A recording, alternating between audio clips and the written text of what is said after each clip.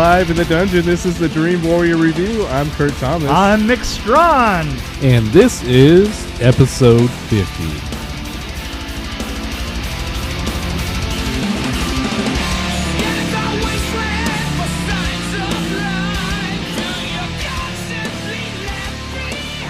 Can I say, I don't want to live in a world where I can't eat potato chips. This would be the one. Yeah, you know what? You know what I would be in this world? Food. Definitely, just food. Oh, this is good. Short, one sentence. A family is forced to live in silence while hiding the creatures that hunt by sound. And boy, do they. If they hear you, they hunt you. I like that. Yeah. So Quiet Place. Directed by John Krasinski. I was shocked by that. In fact, I went into this pretty blind. I think I only saw the trailer like twice. Yeah. And then I didn't know who directed it. I thought that he did a pretty good job. I think that it could have been edited a little bit tighter, but I have to say the last 15 minutes of it just had me absolutely standing right up on top of my butt. Well, I felt like the editing actually, the fact that it wasn't so tight, made it a little bit more tense, I think. Yeah, well, it was tense. Because it was drawn out a little bit. Yeah. Especially the certain scenes, like where there's a creature going underwater. That was creepy. That was a nice touch, by the way. Yeah. I mean, you know, what creature going underwater? Oh, this had some creatures in it. Oh, did it really? Yeah. If they hear you, they hunt you. I think that's kind of I thought, you know what? They sound like demonic typewriters. I thought they were talking about children, like grandchildren. If they hear you, they hunt you. Yeah. Well, at first, when I first heard the creature sound, I was like, "Oh, it sounds like a typewriter." Yeah, that did, didn't it? But I got over that. You know what? I thought to myself that it sounded like those little clickers that the cats. Oh yes. Yeah. That's. We've talked about that before. Yeah, exactly. So a baby, really? Why would you have a baby in a world where that's going to be an issue? Like, and a baby's not going to keep a mask on. Yeah, they're going to be like, but you're talking about humanity's hope. You know, right. I mean, if when we look at all the things that we do, like war with each other and driving to like come up with the best gun and all the rest of that, that's not what any society is remembered for. Societies are remembered for their art, and they're remembered for their humanity, and they're remembered for hope. Dun, dun, dun, dun, dun, dun, dun, dun, dun. I can see Superman right now. Right down now.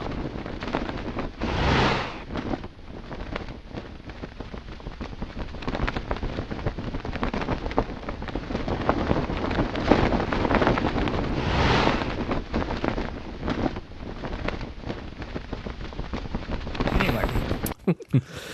There was a great rolling of eyes over there, wasn't there? There's some things you remember about certain societies that are pretty dark.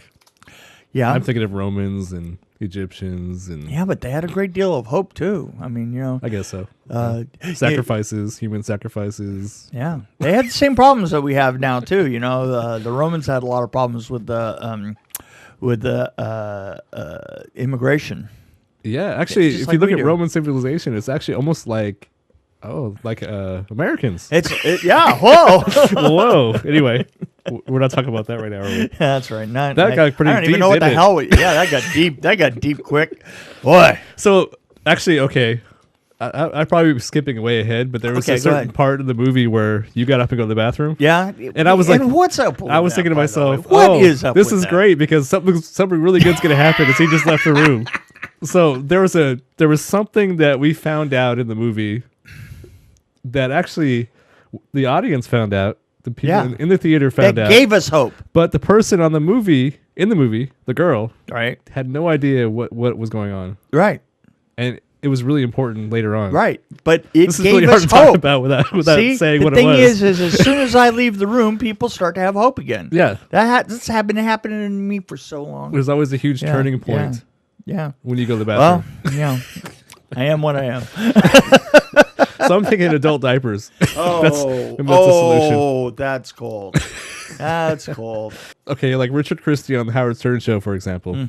He actually would talk about, I don't think he does this anymore, but he used to talk about going to Worrying concerts. less? He used to go to rock concerts, and he didn't want to miss anything, so he would wear an adult diaper, so he Right. could just stand there and pee. And so maybe that's something we could do for movies. I don't know. No. Oh, did you? So anyway. Did you want equivocation? Because you're not going to get it. That's a no. So back to A Quiet Place. Yeah. I thought that, actually, I really liked this because there was a lot of dialogue, even though they weren't really saying anything. There was a lot of dialogue. was. There was a lot of sign language and But communication. at the same time, there was very little dialogue. And I like how the plot kept moving forward. There wasn't any part that I was really bored. Yeah, I was a little bit bored, but I think I'm bored at just. I about think the anything. quiet parts. There was actually a couple scenes where they were being hunted. Yeah. And they had to be really quiet. Right. I noticed the theater. It was full. Yeah. It was completely quiet. Isn't that creepy? You mean just like that?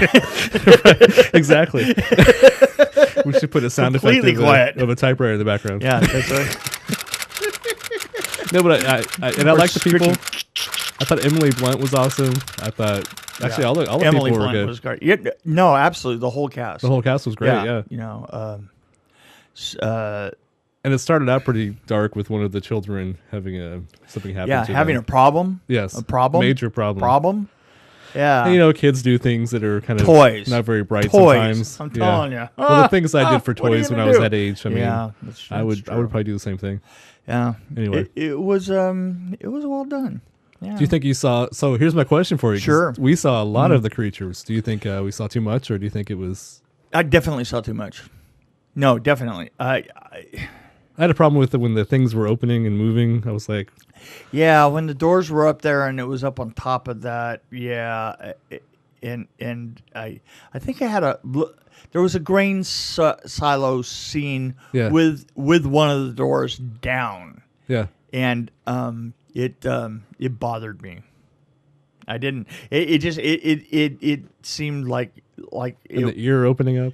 yeah, and there was a little bit too much of the ear opening. It reminded me a lot of Jurassic Park Well, you know what? and Aliens, the Alien movies. Honestly, in a way, I didn't mind the ear part opening up because it was driving the story a little bit more.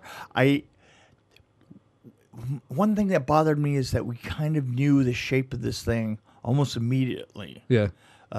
from when it gets the kid. Oh yeah. Because on the second shot, we see it come out and grab the kid.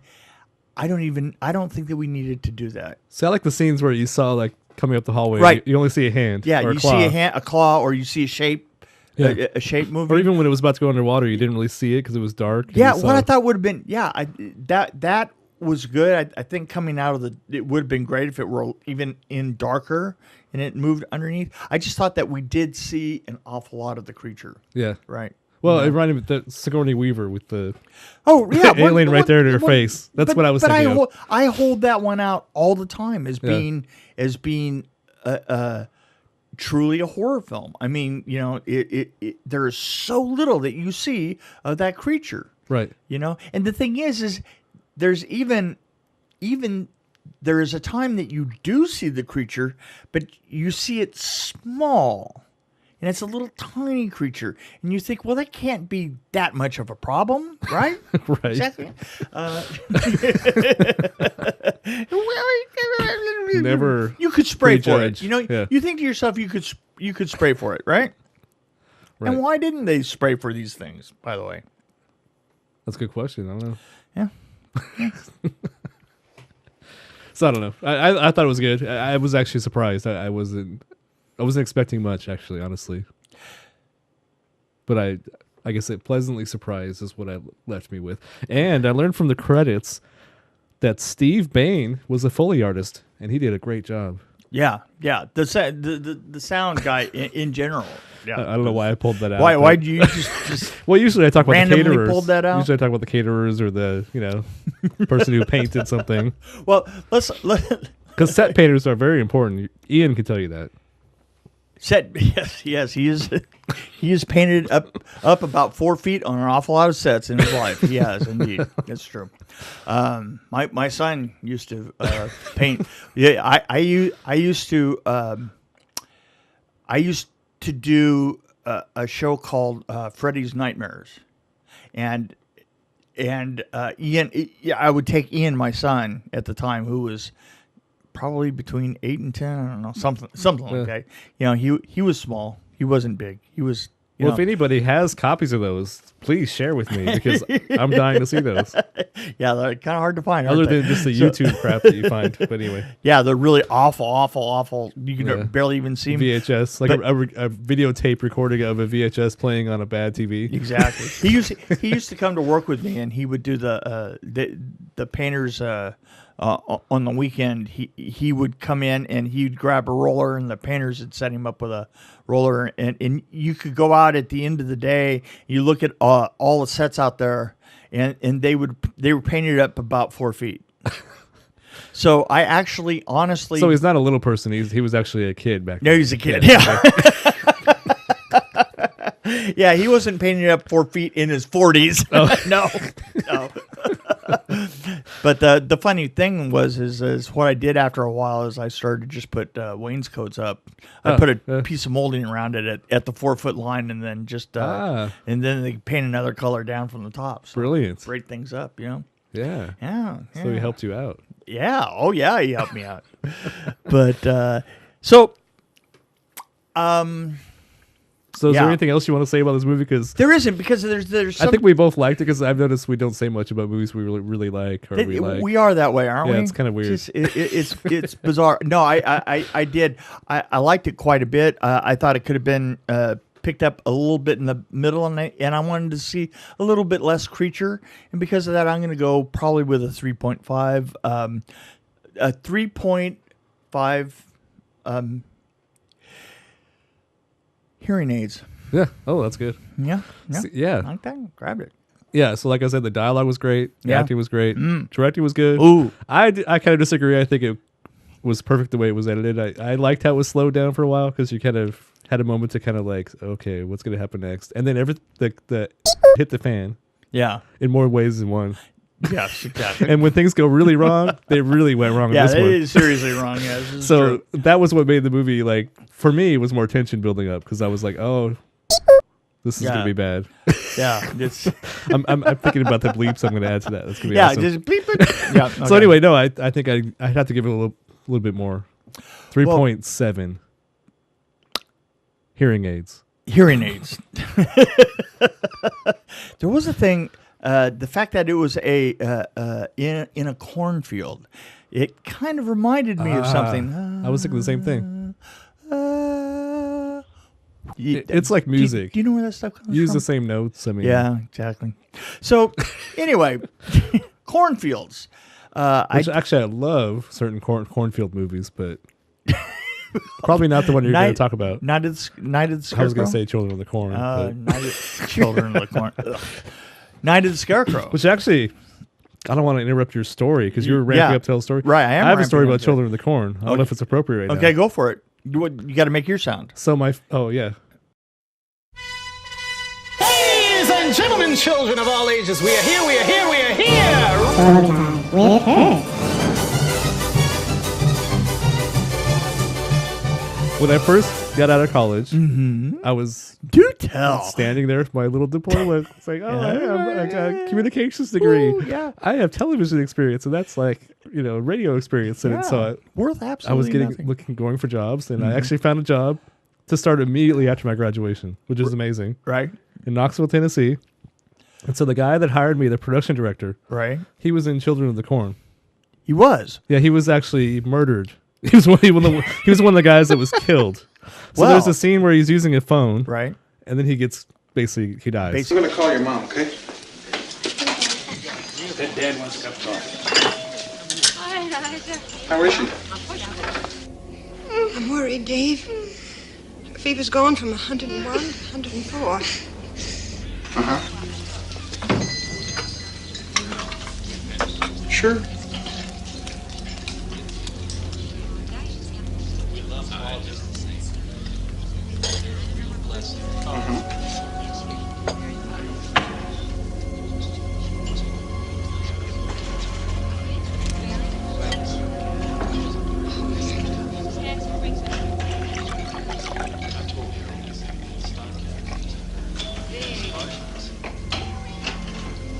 Time?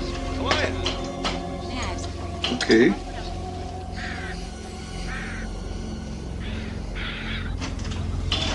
Good copy.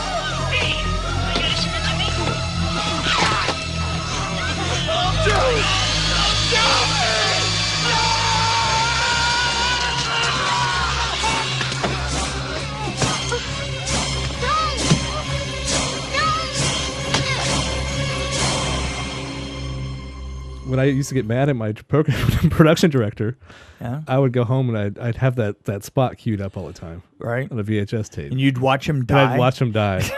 So it was very therapeutic for me. So that's my short and sweet story right there. And I even told him this when I was leaving. Actually, kind of disturbing. Actually. Well, he was kind of proud of the fact he was in the movie. So Right.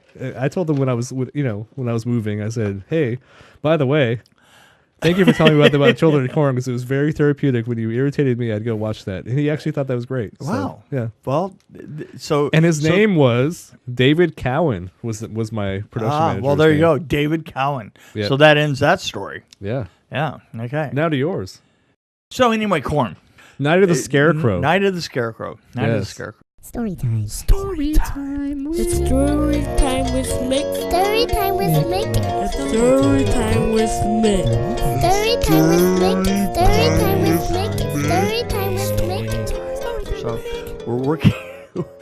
So we try and decide where we're going to film this, and we finally decide we're going to have to go out of town. We can't be down in LA to film this. So we wind up going to a town called Hanford. Oh. Not this Hanford, this not, Hanford. not Washington, Hanford, California. It's up by it's in between Fresno and a dog's anus. And Hanford, we found a huge field of corn behind a Kmart, or not Kmart. What's that one that's open all the time? Walmart, right?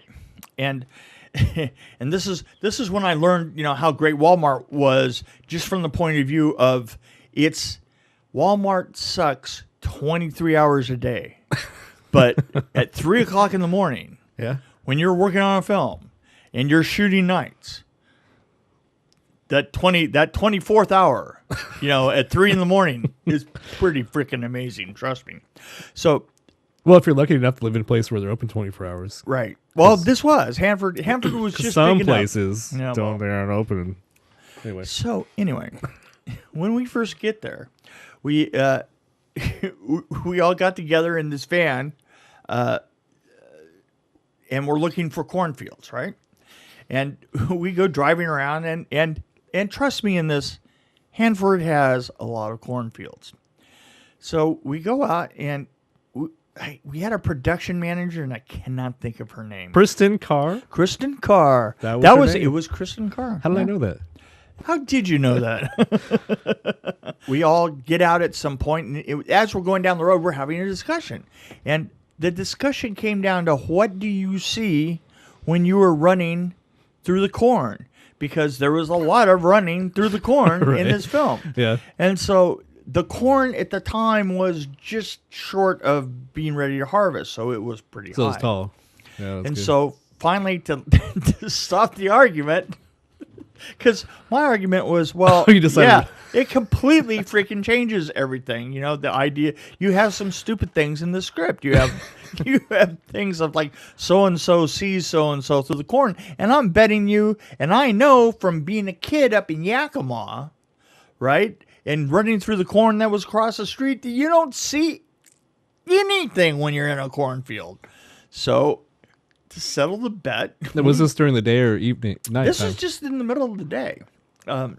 So we pulled over to the side of the road, and all of us run into a cornfield. Yeah, here's the weird thing. So we all just start walking probably 2 rows apart.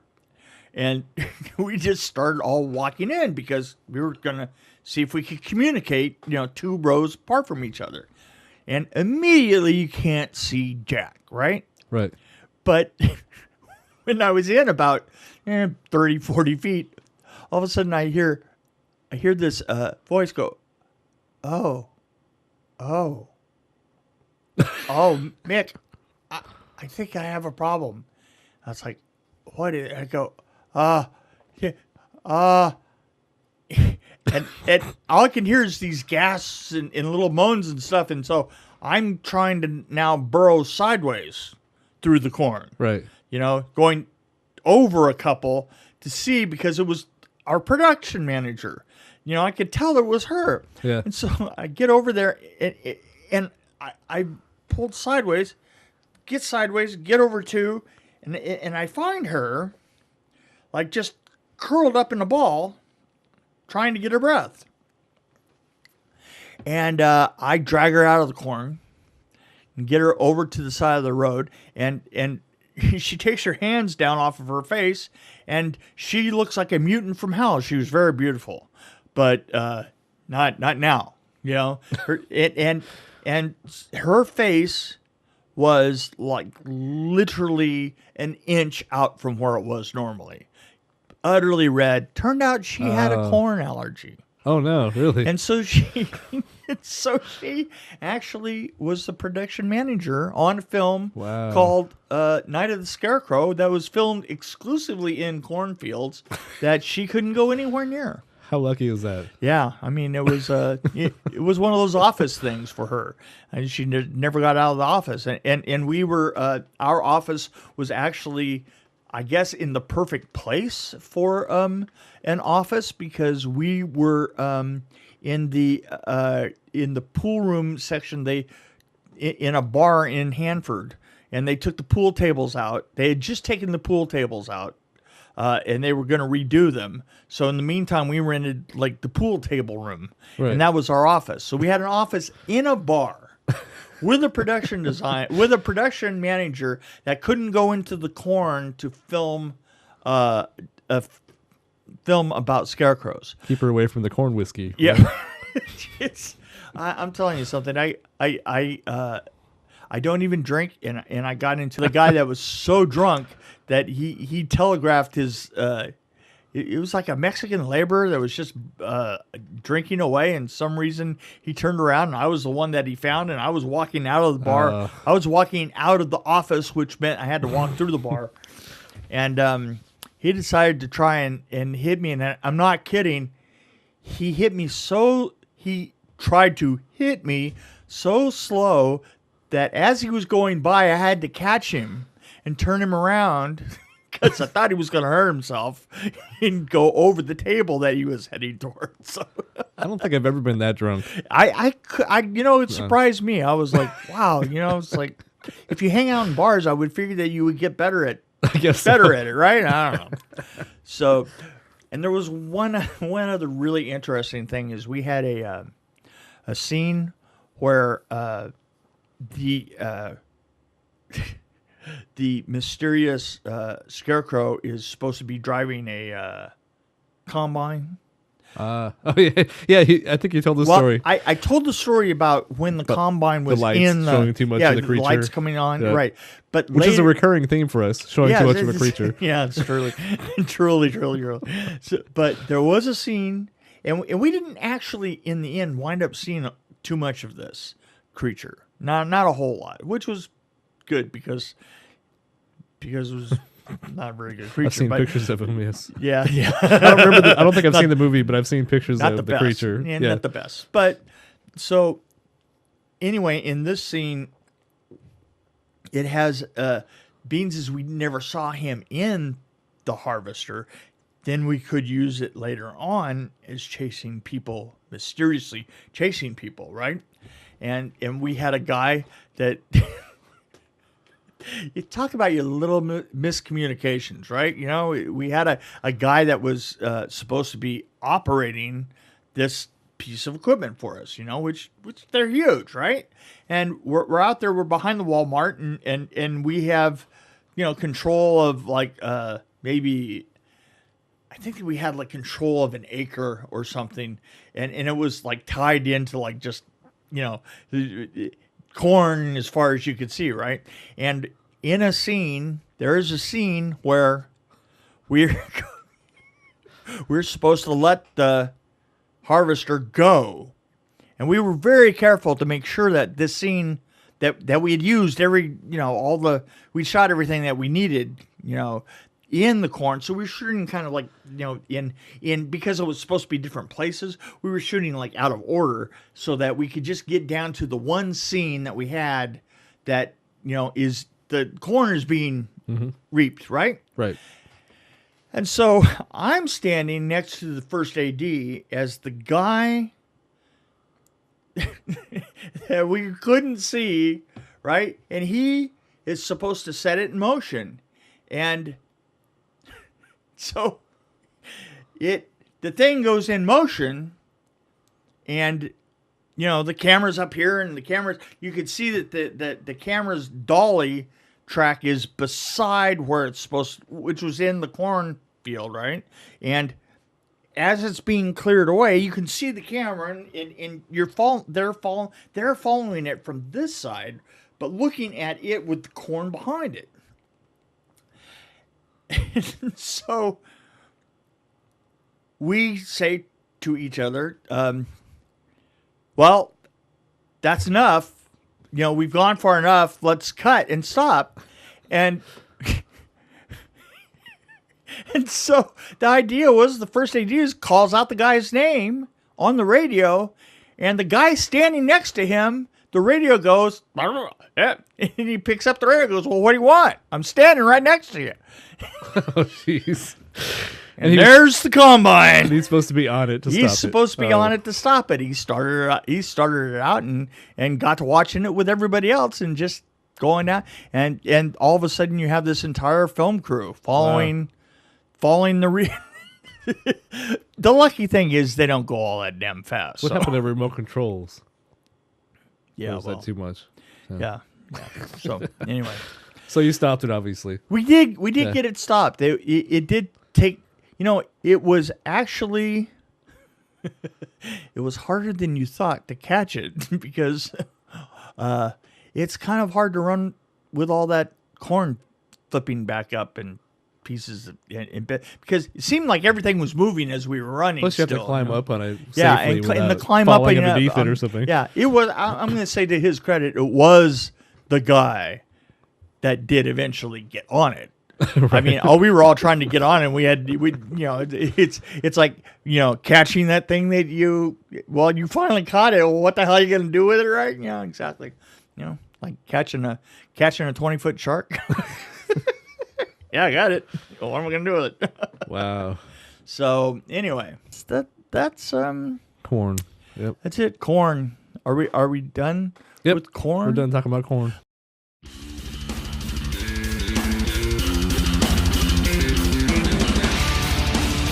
Thank you for joining us on the Dream Warrior Review. This is Kurt Thomas along with Mick Strawn. We appreciate you listening to us, and please let your friends and family know about how awesome we are. You can hit us up at dreamwarriorreview@gmail.com, or you can find us on Twitter and Facebook at DWReview. We'll see you next time on the Dream Warrior Review.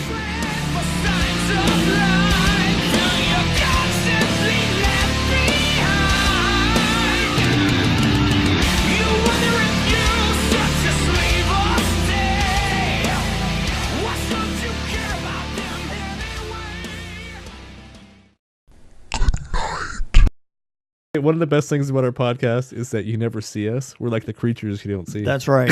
And why would you be thinking of that? I don't know. Yeah. It's a good question. Uh-huh.